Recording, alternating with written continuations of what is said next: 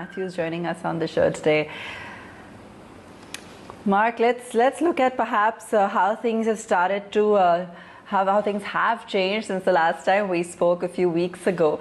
Clearly, when it comes to domestic markets here in India, they are moving from strength to strength or seeing momentum building up of their own accord, even regardless of whatever may be happening around the globe.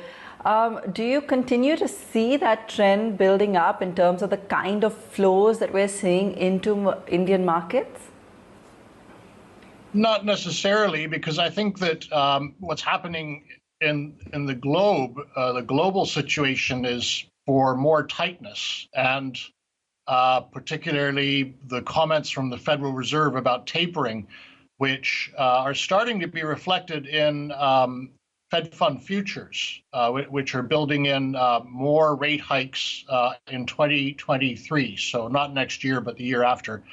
And we're seeing a little strength in the dollar. So I think India can hold its own, but in the context of generally more tightness going forward, I'm not sure that there'll be big foreign inflows.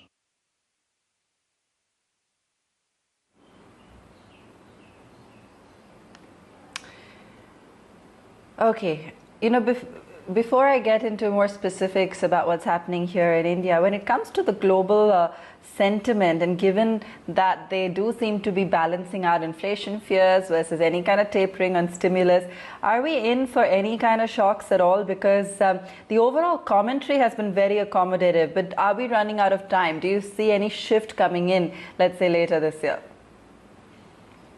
Yes, I mean, I'd go back to what I said about the tapering. Although the market had anticipated tapering, when you really actually see it happen, then there could be a knee-jerk reaction, much like in 2018. There was the Fed began tapering, and the market didn't like that. The market was down, I think, about 6% that year. So that's the major thing I think to look forward to, is the market's reaction to the tapering. And the way the Fed's setting it up, I think, is to begin the conversation in the summer in the Fed funds minutes. That's where we'll see the conversation, and then to actually start the tapering toward the end of the year. They need to do it. We all know that the pandemic is receding very quickly in the United States, and Joe Biden seems to have backtracked on his tax hikes. So there will probably be more fiscal stimulus. That's the deal that they seem to be making with the Republicans in Congress. So you've got this very strong economy. There does need to be tapering. But we have to acknowledge that a large part of the expansion in asset prices last year was due to this tremendous largesse in monetary policy.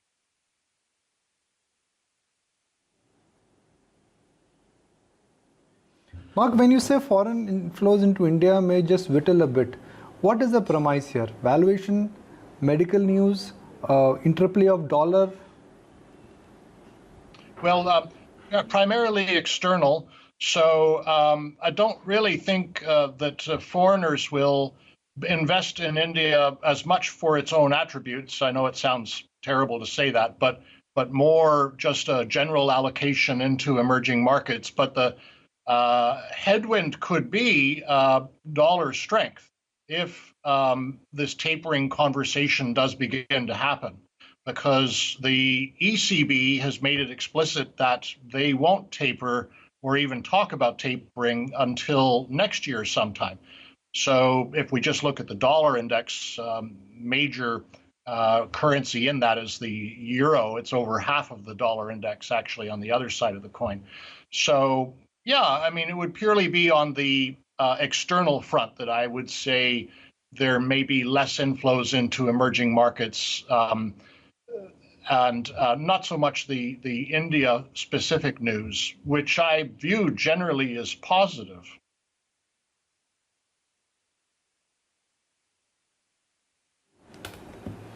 Mark, the jury is not out whether global inflation is transitory or not. We don't know. Nobody knows. Fed believes it's transitory. Stanley Druckenmiller believes it is not transitory. You got A lot of bond guys in America, they're saying that inflation is back and it will haunt us. What, to your mind, is in store for equity markets in the second half of this year? Because in the second half of the year, we would decisively know where yields and inflation interplay would move.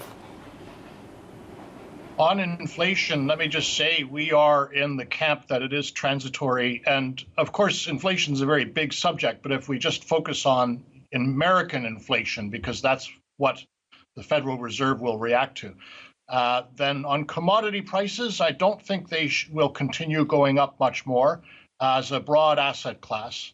The major one, of course, is oil. That we think could move a bit higher into the 70s, but this time next year should be back into the 50s because right now what's happening is demand's coming back very strongly, and there's not enough supply to complement it. But the supply can and will come in the second half of the year. And then you've got the metals, which are basically China's driving metal prices, iron ore, copper, aluminum, etc. If you look at Chinese money supply, it was about 15% at the start of the year. Now it's less than half that. So they're taking back their liquidity, and that should mean the metals prices don't keep moving up. Then there are some other things like property prices in the United States have been incredibly strong, but I think they're getting to levels now where people can't really afford them. So we don't think that the inflation is going to turn into a 1970s or 1980s thing. And if it backs off a little bit, then I think we can feel comfortable that interest rates will remain low. But the tapering needs to start because, for example, the property market is so strong in America. They don't need to be buying $40 billion of mortgage-backed securities every month, the Federal Reserve, anymore. It's actually kind of hurtful. It's creating an artificially expensive property market. So anyway, long story short, I think things will be balanced out. I'm not looking for a big crash or anything, but I do think that net, the tremendous easing of last year is gradually starting to shift into tightening. And that should at least cause markets to become more range-bound and stop going up in, a 45-degree angle.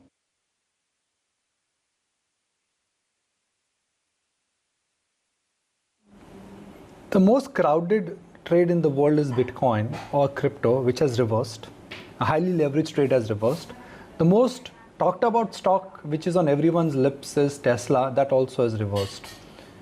How come this is not having an impact on the leverage market? How come when the two big packs in the world, they shake, it is not having a collateral damage? Because, in financial markets, I've always seen that if a crowded trade reverses, it tends to have a snowball effect on the entire stack.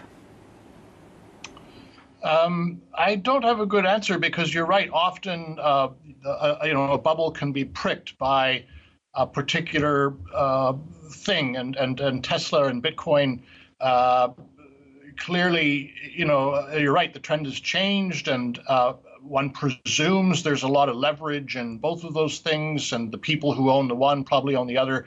I don't have a good answer except to say I'm relieved that it's not causing a systemic crisis. I mean, I guess if I was to just say the market capitalization of the cryptocurrencies, I think, is somewhere a bit above 2 trillion, but I need to be careful because I'm not entirely sure. But the last time I looked, it was about 2.5 trillion. The U.S. stock market is north of 45 trillion. So, even if the cryptos are going down, I don't see how they're big enough really to take the whole market down, given that, we're coming out of the pandemic in America. They're recovering very nicely.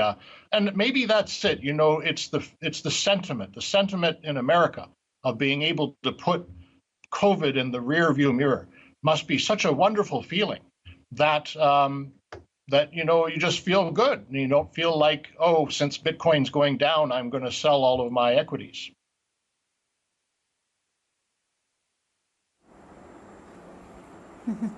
Mark, hi there. Good morning. Wanted to get in your sense as to how you're looking at the overall interest rate environment as well. And in light of this, do you also subscribe to the view that perhaps the Reserve Bank this time around is going to remain unchanged on the key rates? Well, globally, we take our cue primarily from the U.S., and I'll just say that our forecast is for no rate hikes there until December of 2023. And that's because, as I said earlier, we do believe this inflation is a transitory thing. So we think the Fed is right to view it that way. However, they can begin the tapering, and they must begin the tapering sooner than that. For India, yes, I would imagine it's far too early to talk about any changes in monetary policy, given what's just happened over the last couple of months. I believe the RBI will remain accommodative. Don't see any reason why they shouldn't. And in fact, have noticed that the private sector, the street, in other words, has been taking down its GDP growth forecasts by about 100 basis points for India. So, I mean, I don't think it's the right time for them to do anything. All right. So if we were to talk about the financials as a whole, where is it that you would derive comfort investing in? Would it be the pure play private banking names with a strong credit growth profile? Would you venture into the PSUs as well as NBFCs? And what's the call on insurance if we were to look at the entire spectrum? Well, I can only speak broadly about all three, which is that we like insurance. We think it's a great play on the emergence of a middle class in India, which is certainly going to continue to be the case as the working age population exceeds the dependent age population for the next broadly 3 decades. So if you look back in history at other countries which had that golden period in their demographics, be it Japan in the 60s or China in the 90s, Korea in the 80s, those were good times for the emergence of a middle class. And when people graduate into the middle class, what they generally do is buy insurance. So I think insurance is a great structural story just to own, whether the market is going up or not, although clearly it benefits from a rising market because insurance companies typically own large equity portfolios. And then private sector banks, we've always felt, will be the beneficiaries of a very gradual transition of deposits away from public sector banks to private sector banks for the pure and simple reason that they're better run. So you'd rather do business with any company that offers you a better product. If McDonald's is better than Burger King, you're going to go to McDonald's, sort of thing. If an iPhone is better than a Samsung and the price is the same, you're going to buy the iPhone. Anyway, so we like the private sector banks. And the public sector banks, obviously, the big question is the non-performing assets and the speed at which there can be a resolution to that. I don't really sense that the pace can be accelerated, given the situation that we're in now this year. Vaccinations, I doubt, will be above 60% until the end of the year at the earliest. So. Yeah, in order of priority, it would be insurance companies and then private sector banks and then public sector banks.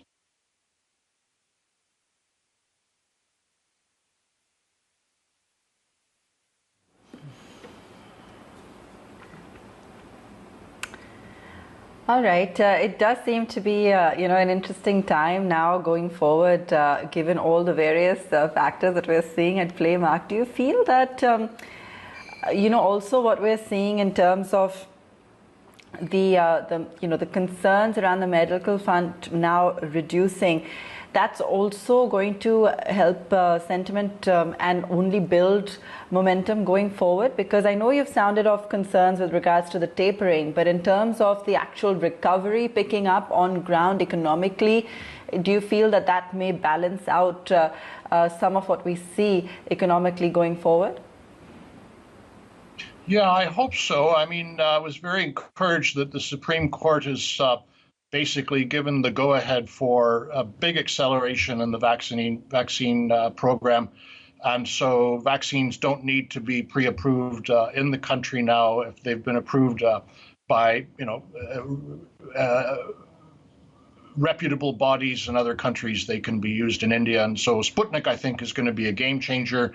We already knew about that before, but now I think you can see an even bigger acceleration in the vaccine program based on the Supreme Court's ruling. And so, yeah, I think that we're clearly not out of the woods yet. And I would say that the terrible tragedy of the second wave does give many government agencies, be they municipal or federal, now a better understanding of how to react if there's a third wave. Heavens forbid, but it's possible, isn't it? So in Delhi, they've already ordered lots and lots of oxygen cylinders to be prepared, and in Mumbai, I think the vaccinations, people are getting their second doses now. So to me, it seems like the wheels are starting to turn more smoothly, and the news is good.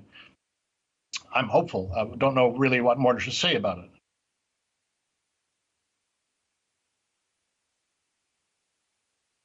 Mark, there are some expectations. We've just been, dissecting various reports that there might actually be a sell-off in the Treasury bond market. Do you anticipate that, given what we've talked about so far with regards to the Fed and upcoming monetary policy shifts? I'm not sure I would see that happening. I feel that the Fed has managed the show very well so far, and this tapering talk, you haven't seen bond yields exploding higher. The proof will be in the pudding when they actually do it.